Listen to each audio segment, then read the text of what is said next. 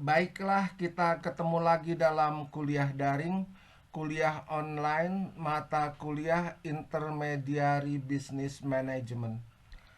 Karena kuliah kita ini kuliah daring dan menggunakan media YouTube, diharapkan Anda untuk mengklik subscribe dan tanda lonceng di channel YouTube ini demi kelancaran pelaksanaan proses belajar mengajar kita selanjutnya. Terima kasih.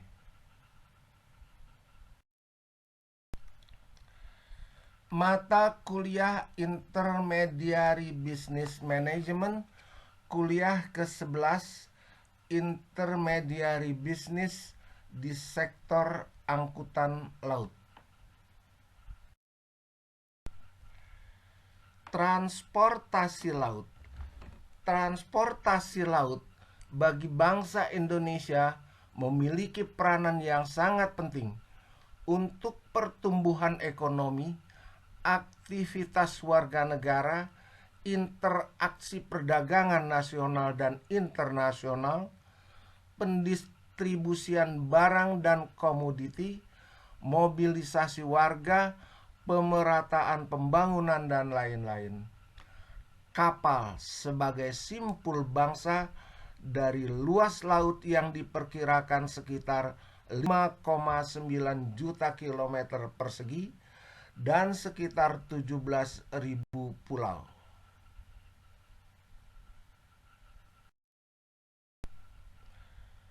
Geografis yang sangat strategis. Posisi Indonesia yang secara geografis sangat strategis untuk memberdayakan transportasi laut karena letaknya yang diapit oleh dua benua dan samudra, membuat wilayah laut Indonesia menjadi pelintasan kapal-kapal dagang dunia. 100 tahun yang lalu, bangsa asing telah berdatangan seperti Portugis dan Belanda. Hingga kini, ribuan kapal tiap tahun melintasi wilayah Indonesia seperti Selat Malaka yang dilintasi sekitar 200 sampai dengan 300 kapal setiap bulan.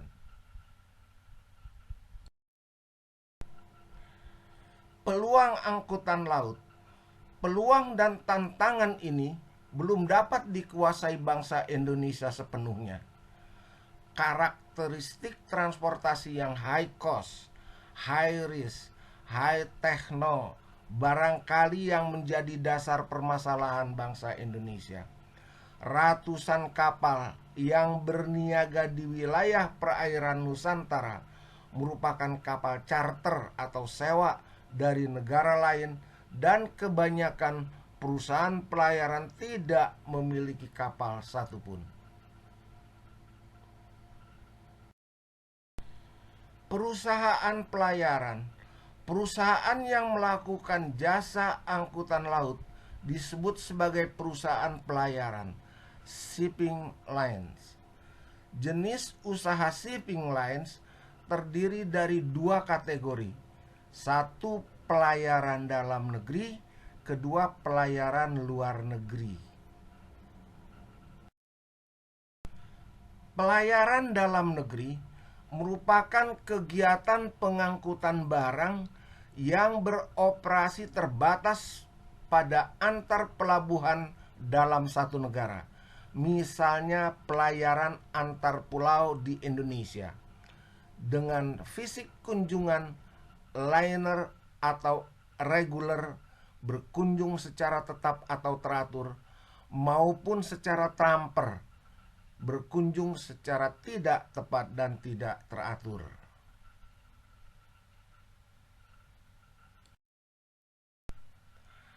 Pelayaran luar negeri.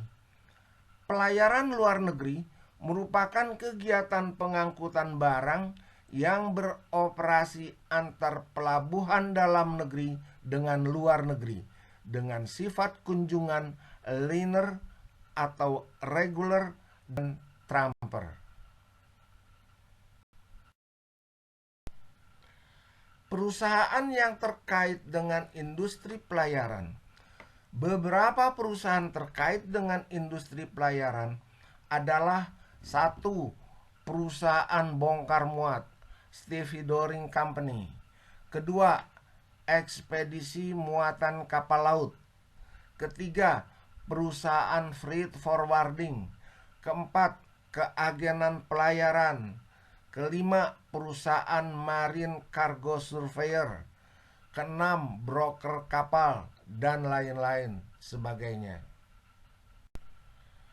Perusahaan bongkar muat, Stevedoring Company, perusahaan bongkar muat atau yang populer disebut dengan PBM atau stevedore, memberikan kontribusi dalam kelancaran operasional pelabuhan dalam bentuk membongkar dan memuat barang dari dan ke kapal, kegiatan pergudangan, dan penumpukan barang. Secara umum, tiga kegiatan utama yang termasuk dalam aktivitas Stevedoring Company adalah sebagai berikut. 1. Stevedoring. Stevedoring adalah kegiatan bongkar muat barang dari dan ke kapal dengan menggunakan peralatan mekanis, non-mekanis, dan moda transportasi pendukungnya. Yang kedua, cargo dooring. Cargo dooring adalah kegiatan mengeluarkan muatan atau barang dari dermaga dan mengangkut dari dermaga ke lapangan penumpukan barang di gudang atau di lapangan penumpukan dan sebaliknya. Dan yang ketiga adalah receiving atau delivery. Receiving atau delivery merupakan kegiatan penerimaan dan penyerahan barang dari gudang atau lapangan penumpukan barang dan menyusun ke atas kendaraan truk di pintu gudang atau lapangan penumpukan barang dan atau sebaliknya untuk seterusnya disampaikan kepada shipper.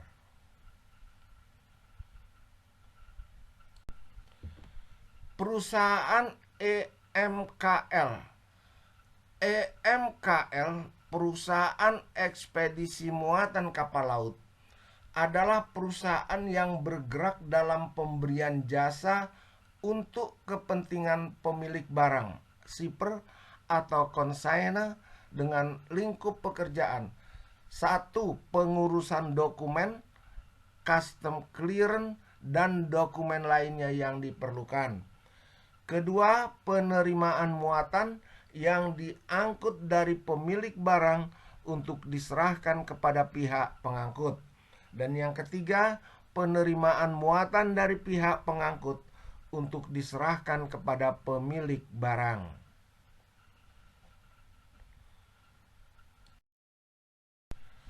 Freight forwarding. Perusahaan freight forwarding adalah perusahaan yang bertindak sebagai perantara pemilik barang dengan alat-alat angkut laut, udara, darat dalam pelaksanaan suatu kegiatan angkutan dari suatu tempat ke tempat lain yang diinginkan atau ditentukan oleh pemilik barang. Keagenan pelayaran. Keagenan pelayaran atau liner agency adalah bergerak dalam bidang pelayaran jasa terhadap kapal-kapal yang diageninya dengan lingkup pekerjaan. 1. Pembuatan dokumen-dokumen pelayaran, manifest, booking kargo, dan lain-lain. Kedua, pengurusan logistik kapal bila diperlukan. Perusahaan marine cargo surveyor adalah perusahaan yang bergerak dalam bidang kegiatan pemeriksaan kebenaran dan kelengkapan data suatu barang dengan lingkup pekerjaan, memeriksa kebenaran dan keaslian, kualitas dan ukuran barang, memeriksa jumlah barang, memeriksa kebenaran harga, memeriksa kerusakan barang, termasuk sebab-sebab dan tempat terjadinya kerusakan. Selanjutnya, perusahaan-perusahaan yang terkait dengan industri pelayaran, broker kapal. Broker kapal sebenarnya mencakup banyak sekali kegiatan yang sangat beragam dan bervariasi. Mulai proses desain kapal, proses pembangunan kapal, proses pengoperasian kapal, proses pencarian muatan kapal, proses charter, proses penjualan kapal, proses pembelian kapal, bahkan proses penyembelihan kapal, ship recycling, dan lain-lain. Kedua, oleh karena itu, broker kapal harus diikuti dengan pemahaman ilmu, pengetahuan, dan pengalaman akan proses bisnis pelayaran kapal yang benar.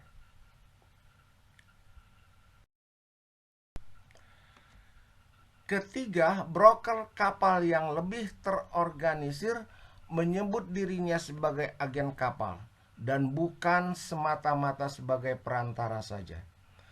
Agen kapal yang sebenarnya adalah agen yang sudah membuat kontrak dan perjanjian kepada pemilik kapal atau operator kapal, termasuk di dalamnya adalah klausul sejauh mana agensi activities diberikan, dan secara profesional menyebutkan berapa besarnya nilai kontrak, nilai komisi, dan remunerasi bila kesepakatan agensi dilaksanakan. Kepelabuhanan. Infrastruktur pelabuhan adalah elemen penting untuk mendukung kelancaran transportasi laut. Pelabuhan bukan hanya tempat berlindung kapal dari faktor alam. Lain daripada itu, tempat kapal untuk mengisi bahan bakar, perbekalan, muatan, dan lain-lainnya. Oleh karena itu, dalam memberikan pelayanan tersebut diperlukan penataan yang lebih baik. Kapal yang singgah tidak lagi kapal-kapal ukuran kecil dan sedang, juga sudah harus dapat melayani kapal-kapal ukuran besar. Sistem INA Portnet. Dalam meningkatkan pelayanan di pelabuhan, pemerintah meluncurkan penggunaan sistem INA Portnet yang berbentuk portal atau wadah pelayanan dari seluruh instansi terkait di pelabuhan. Diharapkan sistem ini terintegrasi dalam portal Indonesia National Single Window (NSWN). Sistem ini mempercepat dan mempermudah pelayanan administrasi karena dapat dilakukan melalui internet dan tidak lagi melalui jalur birokratis yang mengeluarkan dana cukup besar.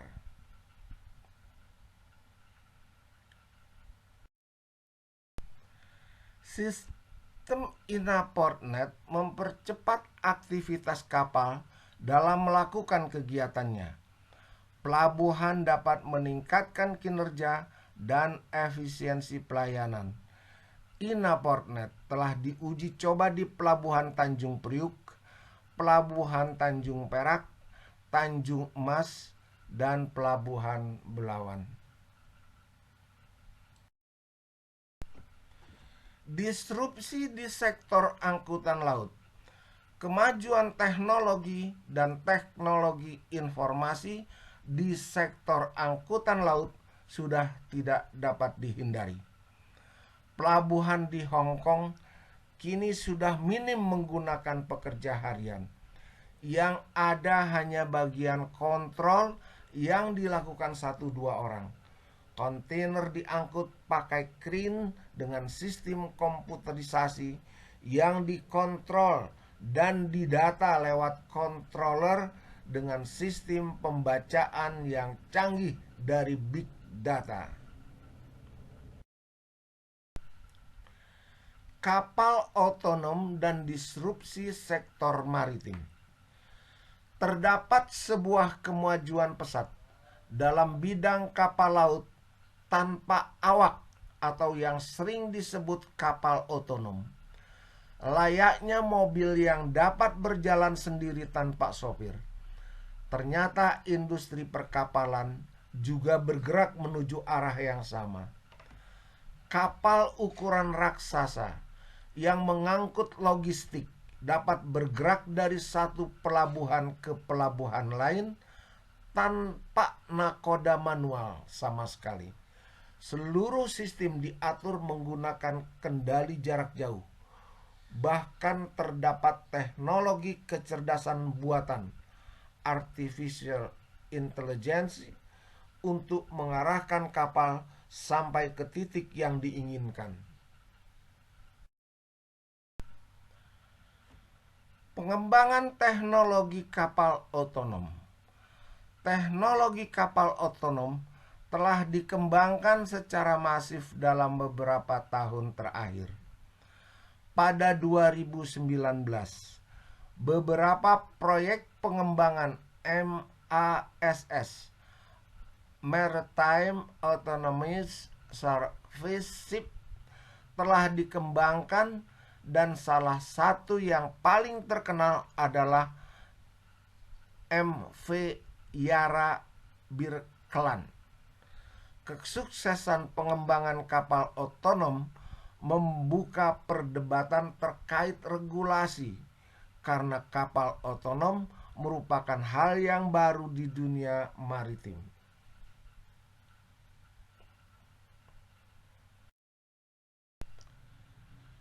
Pengembangan teknologi kapal otonom. Pada Mei 2021, Maritime Safety Committee atau MSC, bagian dari International Maritime Organization atau IMO, selesai menyusun arah pandang tentang regulasi untuk Maritime Autonomous Service Ship atau MASS atau dapat disebut sebagai kapal otonom.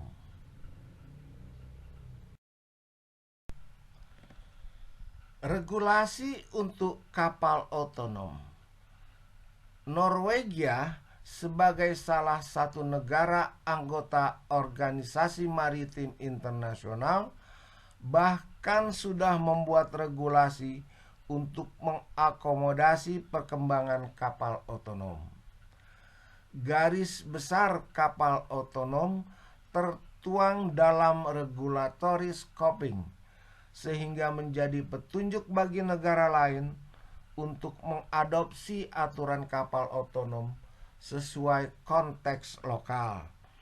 Terkait regulasi, terdapat setidaknya 4 tingkat yang menunjukkan tahap adopsi teknologi kapal otonom di dunia.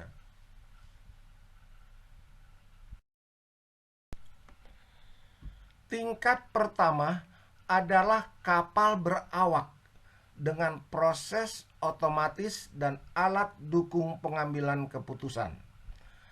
Tingkat kedua, kapal yang dikendalikan dari jarak jauh dengan pelaut di dalamnya. Tingkat ketiga, kapal yang dikendalikan dari jarak jauh tanpa pelaut di atas kapal. Dan tingkat keempat, kapal yang sepenuhnya otonom.